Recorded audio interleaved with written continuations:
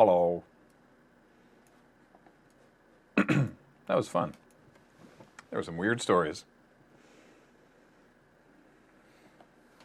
And now Paul. Very surprised we didn't get a story on the VR fleshlight porn game Indiegogo with a hilarious awkward video. I didn't hear about that, did you? Wait. I didn't hear about that, did you? I did not. All right. Wait. But yeah. Did that happen like this morning? I don't know. Aren't there already VR, like, synchronized VR, like... We did a story on one on CheckPoint that was, it was an Oculus demo unit with a fleshlight being held by the Novint Falcon haptic controller. Haptic controller. And we were like, this is what everyone's always wanted. Yeah, now nobody. This is what we wanted. Now everyone never goes outside. Yeah. Yeah. I think was the joke we made at the time. So yeah. Paul Sanders. Hello, everybody. I was actually thinking about that Counter-Strike game. Mm-hmm. Remember, it was a few years ago now. There was a game at there's a tennis game at like Wimbledon. Mm-hmm. I think it was like one of the big tennis competitions that went insanely long. Oh yeah. It was like a 16-hour game or something stupid. Yeah. Again, because they kept going into overtime over and over again. Wow, it is a video game sex machine. There you That- go. That seems more industrial than I would be hoping. These animated GIFs are weird. Oh my god, what is happening? Yeah. Wow. Huh? Well, fair enough. But yeah, there's that. There's the that tennis game that went on for like way longer than it should have. Mm-hmm. Yeah, the 2010, and it's one of the things that that happened with that, and I would imagine would happen with something like the Counter-Strike thing, is that even though once they finally finished after however many stupidly long hours, Right. the guy who finally won immediately lost his next, like he won that against that guy, Yeah. and then the next day or whatever had to do his next match having like basically his like arm and body was completely destroyed, having played like professional level tennis for a game that's supposed to go like an hour or whatever, or I don't know how long a tennis match is supposed to go at a professional level, but having played it like at the absolute limit of his ability for that long, his body was just destroyed. Like he then, like, the next game he played, he lost against somebody who he should have been able to beat, but he couldn't. And that's basically what happened with the Counter-Strike thing, is that like both teams were exhausted. One team finally won the first round of the 3-round match, and then with both teams being exhausted, but one team now demoralized, they just got rolled. Right. So, was that the last match? Was that for the winner of this tournament? that was for $2,500 for the team and a shot at a later thing. Right. So it wasn't even that big. No, these are not as tournaments go. These are not like premier teams. That's the thing, is that it was. That's why. I know the mic's visible a little. That's why people were so into it, because they're like not major teams, and it just was ridiculous and kept going. So anyway, So yeah, 3DM. So this was really interesting that they were just like, we're done. I so want like either Just Cause 3 or De Novo to like put out a press release being like, our anti-piracy protection is so good, the pirates were not only couldn't break it, but just went home. Yeah. Like, our copyright protection is so good, the pirates were so demoralized they just stopped cracking at all. Yeah. Not only did we stop our video game from cracking, but we stopped all video games from being cracked. Because they did a press release about it took them a really long time to do Dragon Age Inquisition, and then they got stuck on Just Cause 3 and another one. another recent one, I can't remember. They were like, we've been trying really, really hard to crack these, and we're getting pretty demoralized about it, and it just hasn't worked yet. Then, And seemingly unrelated, they're like, yeah, we're just going to stop cracking single-player games now for these reasons. Maybe we'll come back to it. Who knows? And people are like, okay, it's because technology has finally bested you. And that's whatever. But it's just sort of interesting that they're like, well, we're out. And I mean, well, the trick, too, is that it's kind of like, any of these sort of marketing. I mean, cracking does have an aspect of marketing in it where they, where if it takes them like FIFA 16 was the other one they were having trouble with. But if it takes them like 6 months to do the crack for it, yeah, there's no point. Yeah, right. Like the crack for Just Cause or FIFA or whatever is only actually like valuable to the community if you can get it out within a couple months. Obviously, the faster the better. But at a certain point, anybody who wants it already either bought it or didn't buy it. Yeah. It's weird thinking that people who pirate games might have been taking that for granted. That it's like, all right, day one, get my torrent of whatever game, and then I go find the crack. Where's the crack? I don't. What? I need my crack, man. Anyway, I don't know actually anything about the de novo. It's not actually DRM. Well, it's the by the way, it's the stuff that stops you from bypassing the DRM. Yeah. So the company still puts whatever DRM they want. Yeah.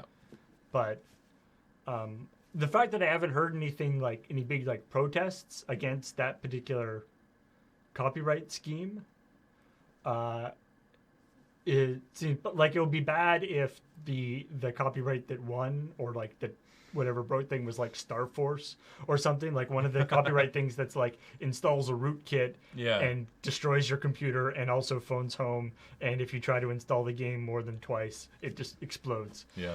It's nice that did get broken, that no one was like, no, we're not going to do that anymore. Yeah, because that was Let's try something else. That was bad. Bro Fist Simulator, mostly just wanted to talk about because we thought it was funny that it's called Bro Fist Simulator, and that if you don't retract your finger in time, you just end up with a bloody stump, broken like in real life. When I first saw the like screenshots for it, I thought it was like a thing where it was just like the objective was just to like hit the other person. It's like you have a chance of like missing the other person's fist. But then the idea is you have to throw up gang signs. You have to throw up different gang signs, but they have to be back in a fist before you bump again. Otherwise, you break your fingers. Chooch 1080 with a 3-month resub. Welcome back, Chooch, and Twitchy Dove with a 9-month resub. Welcome back, both of you. Again, we'll welcome all the subs again at the end. I love the idea that there's like a frat, like just like a cutaway in like a movie or something of just like a frat with like half the people have like big casts on their hands. Yeah. It's tough, man. Avengers Academy is interesting. It's tough to find actual gameplay footage of it because nobody wants to play it. Also, and there isn't gameplay. The review. the gameplay is like. The person was like, "I want to do." They said, "I do this mission," and then the Tony Stark in the game. You don't get to control it. You go, fine, we'll do this thing, and the Tony Stark runs over to this building and sits there for 8 hours. Yeah. During which time you can't use Tony Stark and you can't use that building. Like, it sounds like basically, like there's other games like this that have, like, mini games you can do in the meantime. Right. And this one doesn't. But, like, I was thinking about the, just, like, the little thing in, like, Assassin's Creed, where, in, like, Assassin's Creed Black Flag, you've got the, like, Kenway's Navy thing, where it's just, like, these ships go off, and then 20 minutes later they'll come back and bring you money. But while they're doing that, you get to do stuff. But it's like as if, but it's like that game was there's like an iPad version of that interacted with the real game, which is kind of cool. Yeah, Omega Laron mentioned the Simpsons version of that as a fine time waster. That was the Simpsons tapped out. Right. But this is the reviews I read for this drew comparisons to tapped out, and we're like, it's like that, but crap. But crappy. But And the idea of wasting these voice talents of Alison Brie, John Cena. There's a bunch of other people. A bunch of other people for like they showed a couple. The review I was looking at showed a couple of screenshots where it's like, you want to see this awesome thing of like giant Ant-Man, because he can go big as well as small. Yeah. With his Pym particles, by the way. Pym particles. Doing like there's like all this cool like design and character designs and voice acting, and like everything about the game seems to be really well constructed except the actual game itself. Yeah. The Fire Emblem Fates, or Fire Emblem If in Japan. Right? It's weird. It's not. It's weird. See, the thing that's very strange is that they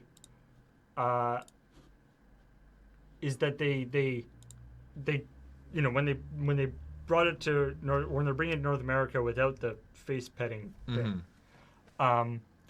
they want, that's actually like a gameplay element though, right? Is this the like relationship stuff between you and your other people? Yeah. So they had to keep that in. Yeah. They just took away the face petting thing. So now when you invite somebody to your castle, instead of being like a little mini game where you pet their face, it's just like they come to your castle and they go, "Well, that was a fun stay we had." Yep.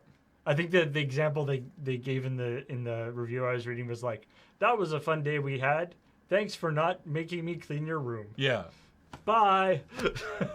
And it's like, she left happy.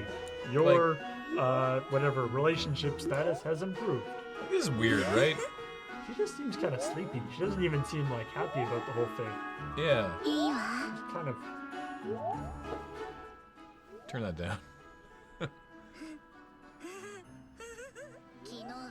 I don't know. That's going to get modded back in. I don't know how you're going to do that on a 3DS. Yeah.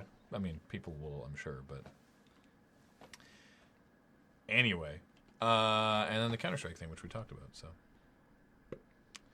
Oh yeah, and the freaking V. Oh yeah, the V. I love. So by the way, those pictures. Oh yeah. Here, let's. Actually, I'll just add them here. Those pictures, those are from the dev manual for the Vive. Or the Vive. Or whatever, Vive. Those are from like the official PDF manual that they send out on like how to develop for it. It's not like that's somebody making fun of them. Notice how in this picture... Take everything in your living room, put it in the corner. Yeah, notice how in this kitchen, in this picture, the couch is in the kitchen. Yeah, because it's like an IKEA-sized thing. They've just... Like, I appreciate that the demo... that they didn't show it in, like, a giant space, so it's like, just move your couch out of the way. They actually showed it in like a little apartment and be like, this is an illustration of how impractical our device is. Isn't this just to reprise the ENN story about the Kinect? I actually think that was a really early CheckPoint story. I don't know. I think it might have been early on the PATV CheckPoint I mean, story. yeah, we're back to, I mean, the Vive does have a thing where, or Vive or whatever, there is like a standing mode. You can put it into waving around mode, or I guess, or at least you don't walk around. Yeah. So, yes, I guess is the answer to that question. Because they haven't learned, and so we have to tell them again. Yeah. That making people move their couch and all their furniture out of their living room every time they want to use your system isn't going to be a long-term solution. Let's see, what else was there? There's an interesting story about how difficult it is to add male nude mods to Bethesda games, because female nude mods don't require any additional geometry. They just change the body texture. They're already kind of there. Well, because in the vast wisdom of the universe, women have internal genitalia, which must be nice from time to time. And obviously, boobs are kind of out there already, at least in terms of the under the clothing shape. Yeah, so to get female nude mods in Bethesda games, they just change the texturing.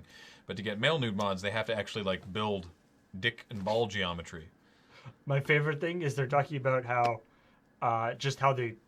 they built the geometry. It's the node on the model that it's associated with is the pelvis, Yeah. which makes sense, but that has implications for like the character creator Well, because it scales with the size of the character size in a non-obvious So way. yeah, I guess. in Fallout 4, if you like make your character like taller or buffer or fatter, it would like scale the wang in like unnatural ways, and if you crouched, it would go really weird. And so they've had to do a lot of work on their like they're doggedly committed to making sure that dicks and balls in Skyrim and Fallout will get. I mean, Skyrim is a solved problem by this point, but now they're onto Fallout, and it's they're doing God's work in there. So Malfunct, by the way, with a 25-month reset. Welcome back. And of course you can, yeah. Actually, they should just take the code from Dante's Inferno. They clearly worked really hard on that one. Yeah. Yeah. They did. Although it also can work in a standing to attention form too, which is a whole other kettle of fish in terms of how to make that work. If you want to have your Fallout 4 Soul Survivor walk around the Commonwealth wasteland buck naked with a full massive erection at all times, you can do that. I imagine if that's what you need to get into the game. That's got some interesting. I imagine that it's got some interesting collision detection issues, because then it's going to be like sticking out farther than the front of your character. Yeah, I mean, you probably wouldn't notice it in first person much. I wonder if you look down when you're in first person. I don't know, actually. I don't remember if you can see your own body in Fallout 4. Clearly, this requires not at all any research. Yeah. We talked about Brofist Simulator. We talked about Fire Emblem Fates. Oh, yeah. Did anyone ever see... There was this video that came out coming up on 2 years ago on Vimeo. It was just called Butts. And it had this blue character dance around with his butt, and then he came across a red character who was sad, and the blue character made confetti come out of their butt, and then the red character was like, oh man, and made confetti come out of their butt, and then they just had confetti come out of their butts, and it just was goofy, and it made me smile. Yeah, it's for like, yeah, you can't watch it without just being like, this is nice. Yeah, there's now a VR version of it with a full 3D environment that you can, watch the whole scene play out. Pretend that you're like right as there. If you're there. With the confetti just coming right at your face. Yeah. Yeah. If you Google Butts Vimeo, you'll find it. If you Google Butts, I can't be held responsible. But if you Google Butts Vimeo, you'll find the video. And now they've done a VR version of it. So it's like $1 on Steam. Nice. Yeah. Pokemon Red and Blue soundtracks now shipping on vinyl. Well, the soundtrack to Red and Blue. Yeah, is on a sweet it's on like this modeled red and blue vinyl, like custom made. There are only 500 copies, and which I'm assuming are already sold out. Probably, considering what this is. But the idea of taking original Game Boy chip tunes and then transcribing them onto vinyl just seems really silly to me. Yeah. And then the last story that we had flagged was, of course, the ongoing Goddess and Goddess Wars Peter Molyneux thing debacle kerfuffle. I hadn't actually heard about Goddess Wars. Yeah, so this is part of why I didn't want to do it as a story, because there's so much there. But so they did Goddess. They did a Kickstarter for Goddess, and they haven't got to where they said they would on Goddess in the Kickstarter. Then they'd made Goddess Wars, which was like an RTS-focused add-on for Goddess, but also kind of separate game that anyone who backed the Kickstarter did get for free, but was going to be $15 on its own. But then there was negative response, and so it was free. But there was paid DLC in it, like really abruptly, like badly implemented paid DLC, and there was more negative feedback. So then they've said that's going to be free. So I guess the game's just completely, totally free now. I love the.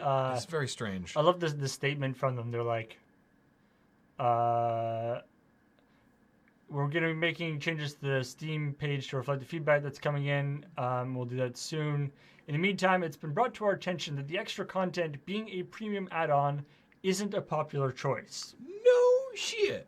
While we think it represents good value, especially considering that God of War has been delivered as a free update to hundreds of thousands of users and the lower purchase price of the main game, we understand previous God of owners are frustrated with it. It's just like they're clearly they're in this like this really bad situation, right? Where they've kind of got themselves in a corner now where every time they try to charge for something, their community pushes back against it, and they're like, okay, we won't charge for that. We'll just do the next thing, and then they try to charge for that, and the community's like, no, we're not going to pay for that either, and they're like, okay, we won't do that. Yeah. But it's like at some point they've got to charge for something. Yeah. Otherwise, the argument. I agree with you. The argument is that they still haven't finished delivering on the Goddess Kickstarter, right? What they set out to do originally, and so. But it's like if they don't have enough money to deliver on the Goddess Kickstarter that was originally, producing more other things. Like the only reason why producing more other things is better to do instead of finishing up the Kickstarter is because you make money from that. Yeah. But if you're producing more other things and then also giving those away for free, then people are going to be like, yay, we got some stuff for free, but we still want the other stuff for free too. Yeah. They just got like they're just like under this cloud of being stuck between kind of a rock and a hard place. Akayatana says, if it were a video game story, I'd have loved to hear Graham and Paul's writing on the React stuff from the Fine Brothers. I mean, if it was a video game story, we wouldn't have done it anyway because it changed so quickly. It became a thing and then was not a thing between the Mondays. Yeah. So like it's not news anymore in the sense that not only because it happened a while ago, because it's just not a thing anymore. Yeah, it's not happening. I had a good talk with some people at the Twitch party at PAX South though, which is like basically the TLDR was you can't make a video saying this is what we want to do and this is our intent and we're not going to do this other thing when the actual documents explicitly say you will be doing that other thing. Yeah. That's just lying. No wonder people were upset.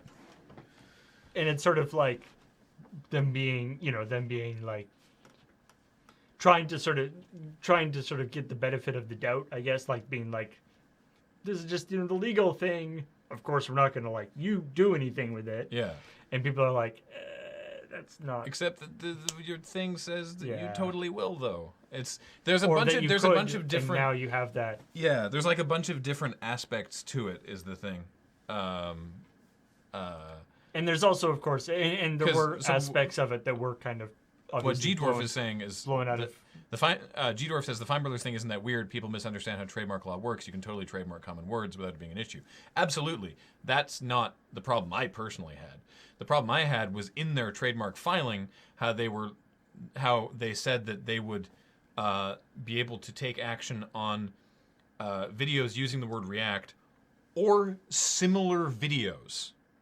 Right. That's the thing. This like nebulous, undefined, any video of people reacting to a thing, they would, by the thing they were filing, be able to be like, that's our format. Right. That's the thing, right? It wasn't trademarking the word that I had a problem with. It's that they were trying to trademark the format of that they did not create, by the way, of someone reacting to something.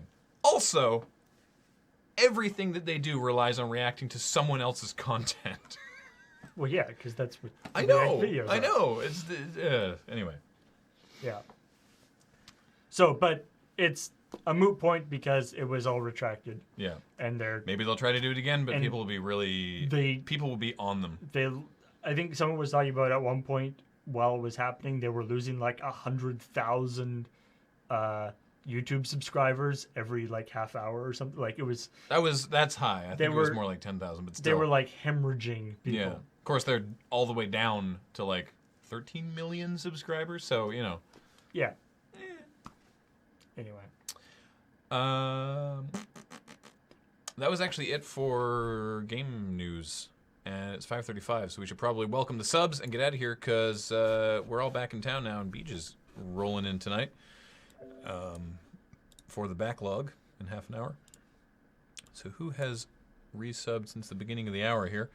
Foxmar was the first. Wait a minute. With a 21-month resub. Oh. Very important. Oh, right. Oh, I forgot. I'm sorry. Very, very important. Wait, no. That's not the important part. Although that is important. It's good to know that, yeah. They should put that on that other video. They should. But no. It's subscriber welcome time. Ba-da-da-da-da-da-da. Hi. Hi. Just came in to say hi. Hi. Hi. We're about to welcome subscribers. So, yeah, Foxmar, 320 with a 21-month resub. Welcome back, Foxmar. Thank you for subscribing. Ignis Deus, 21-month resub. Welcome back, Ignis Deus. Sethlock, 24 months, the 2 years from Sethlock. Thank you. Ionized Gentleman with a 19-month resub. Welcome back, Ionized Gentleman. John Sia with a 26-month resub. Welcome back, John Sia. Ekim 3000 with a 25-month resub. And Black Wolf, also with a 25-month resub. Chooch 1080 with a 3-month resub. Welcome back, Chooch 1080. Twitchy Dove with a 9-month resub. Thanks for 9 months of support. And Malfunked with a 25-month resub. Thank you, Malfunked. Oh, and one just came in from Sniper Pumpkin, a 3-month resub. Welcome back, Sniper Pumpkin. Thank you so much for subscribing. The worst pumpkin. And now a baby. Hi. It's baby welcome time. Hi. Baby time, baby time. How's it going? Everybody loves baby time. This is a tiny human, fills her pants with various ways to babies. You love them because of hormones.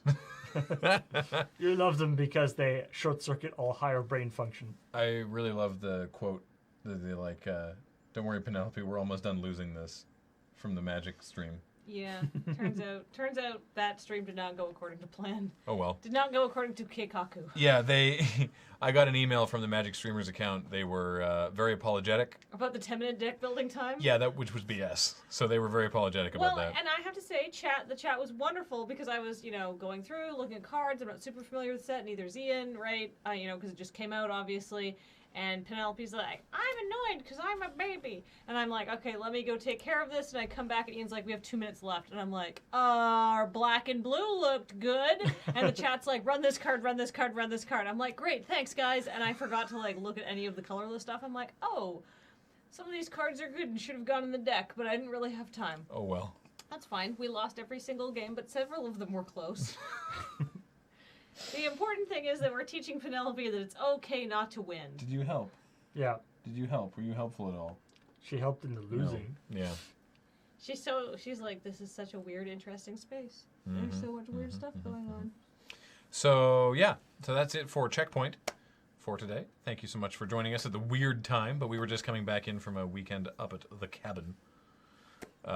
Once a year, a whole bunch of us go up to a ski lodge, and 3 of us go skiing, and the rest of us just sit inside. Sometimes I go cross-country skiing. That's true.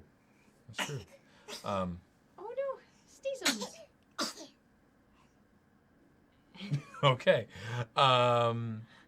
So yeah, we weird people. drove right back in, and then came here and did this, which is why we traded places with Paul's stream today.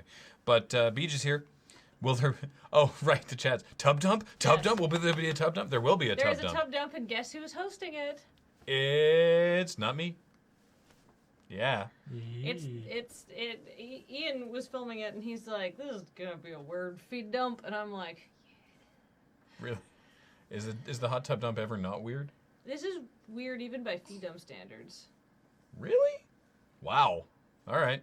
Did you not see it being... No, I was holding Penelope at the time. I was inside. You can't put a baby in a hot tub, turns out. Yeah. That's practically illegal. So it's or in a corner. It's Kathleen and Beej and Lily and Andrew. Tub Dump All-Stars. All right. Yeah, previous tub dump veterans. It's the tub dump all-star team. Yeah. So anyway, that's it for Checkpoint today. Thank you all for watching, and don't go anywhere because again, in about 20 minutes, Beej is here with Beej's Backlog. So Yay. Yay! so bye everybody. Bye. Wait. There it is. Wait. Ha. Haha. And that's wrong. It's not things on my stream next. Dope.